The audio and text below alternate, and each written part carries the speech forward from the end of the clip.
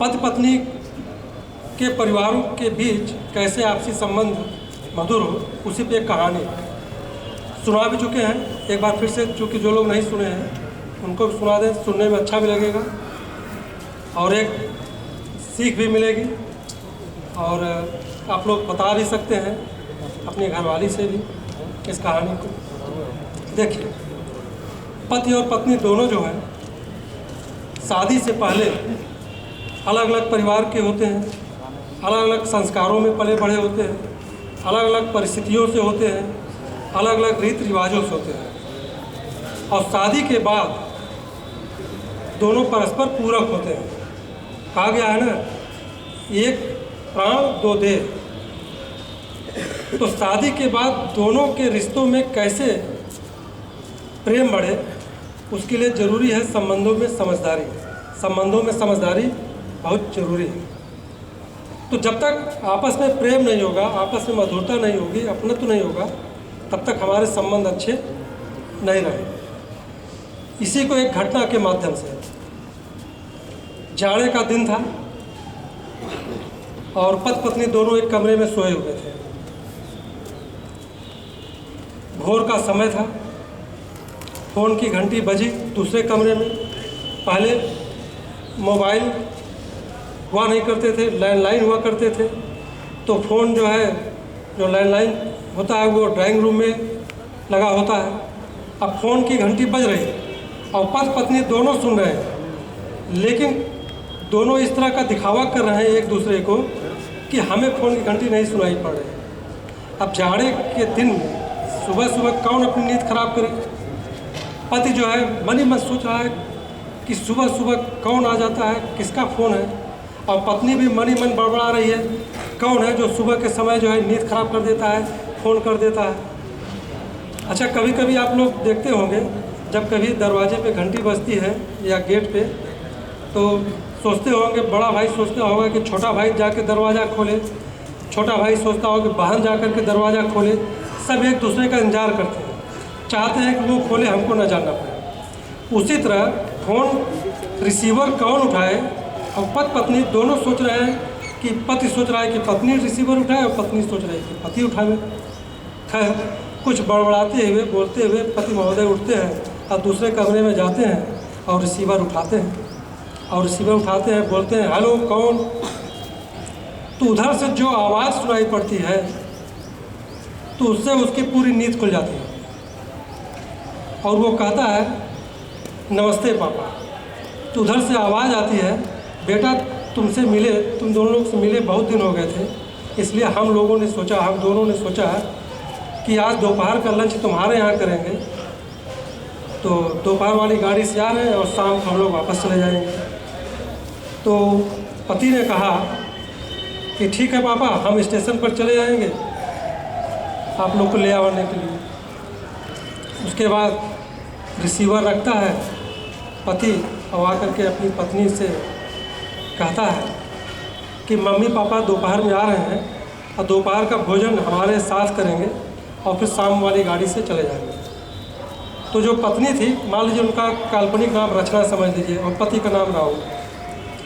तो जो रचना थी, पत्नी जो थी, वो रजाई में अपना पड़ी थी और जैसे ही ये चीज़ सुनी तो उसका पारा जो है 7वें आसमान पर चढ़ गया। अपने पति से कहती है, संडे को भी चले जाते हैं, रविवार के दिन भी ख़राब कर देते हैं, रविवार का दिन ख़राब कर देते हैं। अब चलो सबके लिए भोजन बनाओ। एकदम से हमको नौकरानी बना दिया है आप लोगों ने। और उसके बाद बड़बड़ाते हुए उसकी पत्नी जो है रजाई में से निकली और रजाई से निकल कर के बाथरूम में जाती हैं।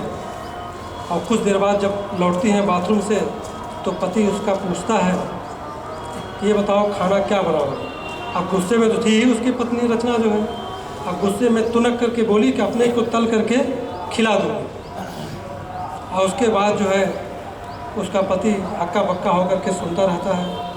अब कुछ देर बाद तो पति अपना स्टेशन चले जाते हैं लेवा लाने के लिए और पत्नी अपना जो है उठती हैं, अपना किचन में जाती हैं अपना, और जल्दी जल्दी बेमन से खाना बनाना शुरू कर देती हैं। कच्चा पक्का जो भी खाना बन सकता था अपना बना करके जल्दी जल्दी तैयार कर देती हैं। और ये भी नहीं देखती हैं कि खाने में नमक सही है कि नहीं, मसाला सही है कि नहीं, बस बेमन से जल्दी जल्दी, जैसे कुछ खाना उसमें अधजला भी हो गया, पका करके रख, और उसके बाद चली गई बाथरूम में नहाने, और नहा करके जब आती है तो अपना ड्राइंग रूम में बैठ करके अपना मैगजीन के पन्ने पलटने लगती है, और मन ही मन बड़बड़ाई जाती है कि संडे का भी दिन ख़राब कर देते हैं, संडे को भी चले जाते हैं। और कुछ ही देर में दरवाजे की घंटी बजी, तो वो अपना उठ करके बेबस से जाके दरवाज़ा खोलती है। जब दरवाज़ा खोलती है तो उसकी आंखें फटी की फटी रह जाती हैं, उसके मुंह से एक शब्द नहीं निकलता है। वो देखती है कि उसके माँ बाप ने होकर के मतलब कि राहुल के माँ बाप ने होकर के उसके माँ बाप सामने खड़े हैं। अब उसको तो समझो कि काटो तो खून नहीं। अब उसके बाद उसकी माँ जो है उसको जो है झंझोड़ती है, कहती बेटा क्या हुआ, क्यों इतना हैरान हो, क्यों इतना परेशान हो, क्या राहुल ने तुमको नहीं बताया था कि हम लोग आने वाले हैं? तो बेटी बोलती है कि मम्मी इन्होंने बताया तो था, लेकिन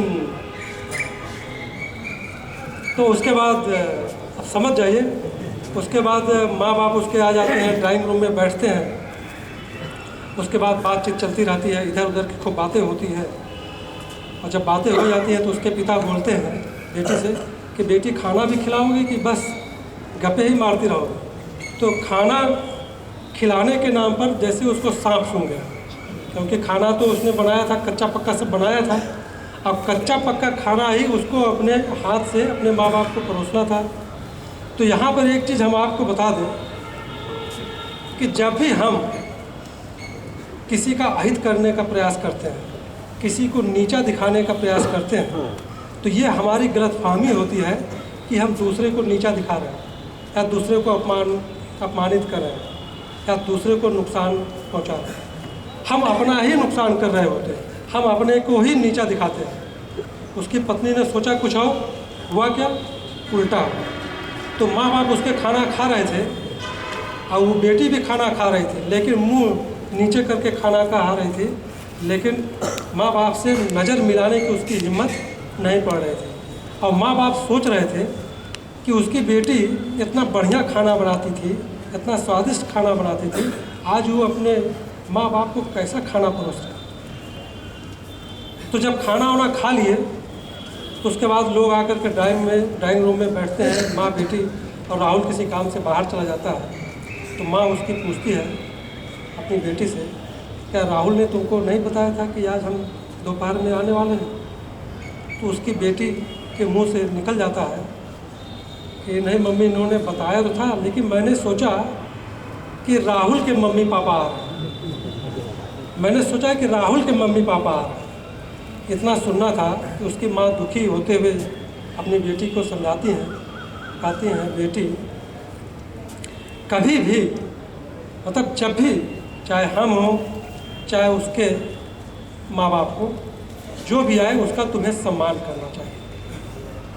और घर में कोई भी मेहमान आए, चाहे हमारे चाहे उससे उनके संबंधित, तो तुमको अपनी पूरी हैसियत से खुशी खुशी सेवा करनी चाहिए।